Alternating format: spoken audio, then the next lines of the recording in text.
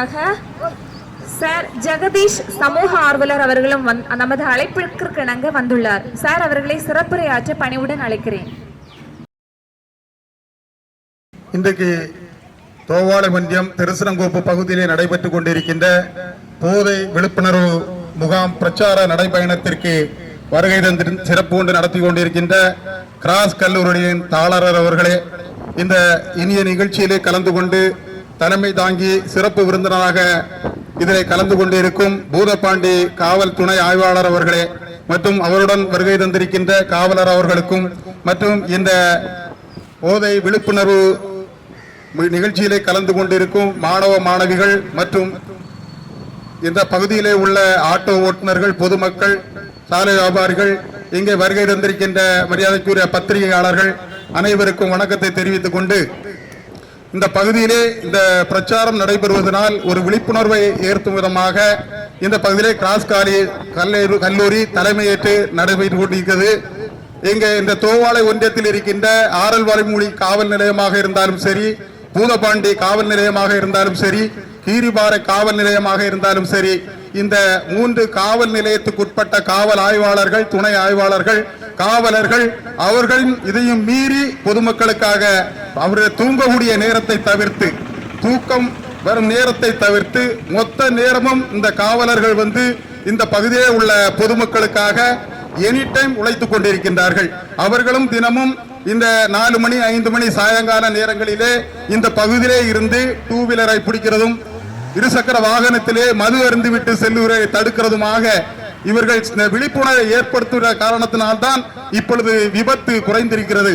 ஒரு 2 மாதங்களுக்கு முன்பு இறச்சிகுளம் பகுதியிலே, பூதப்பாண்டி பகுதியிலே, தோரங்காட்டு பகுதியில் எல்லாம் பார்த்தீர்கள் என்று சொன்னால் மரணங்கள், அந்த மரணம் அவ்வளவுமே ட்ரங்க் அண்ட் டிரைவ், குடிச்சிட்டு வாகனம் ஓட்டுவதனால தான் அந்த மரணம் நடந்திருக்கு.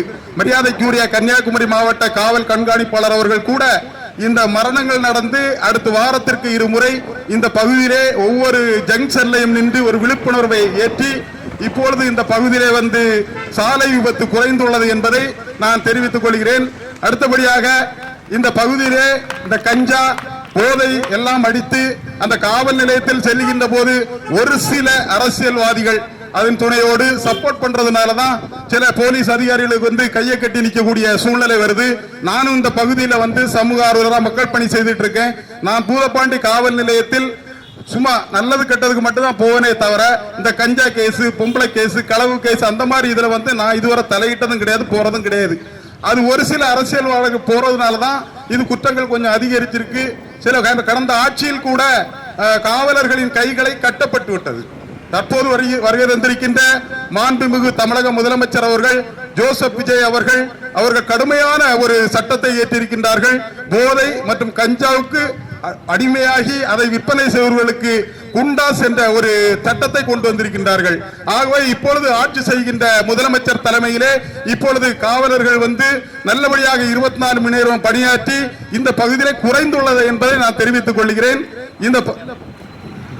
இந்த பகுதியிலே வருகை தந்திருக்கின்ற மகளிர் அணியை சார்ந்த இருவருக்கும் நன்றியை தெரிவித்துக் கொண்டு, மேற்படி இந்த கஞ்சா யூஸ் பண்ணுவதனால் நான் தினமும் ஒவ்வொரு மருத்துவமனையிலும் சென்று பார்க்கும் போது ஆசாரிப்பள்ளம் மருத்துவக் கல்லூரியில் அதிகமான நோயாளிகள் இருசக்கர வாகனத்திலே தண்ணி எடுத்துக்கொண்டு சாலை விபத்து ஏற்படுவதனாலேயும் கஞ்சா அடிமையாகி பாக்கு, குட்கா இதெல்லாம் யூஸ் பண்ணி அதிகமாக ஆசாரிப்பள்ளம் மருத்துவக் கல்லூரியில் சிகிச்சை பெற்று வருகின்றனர்.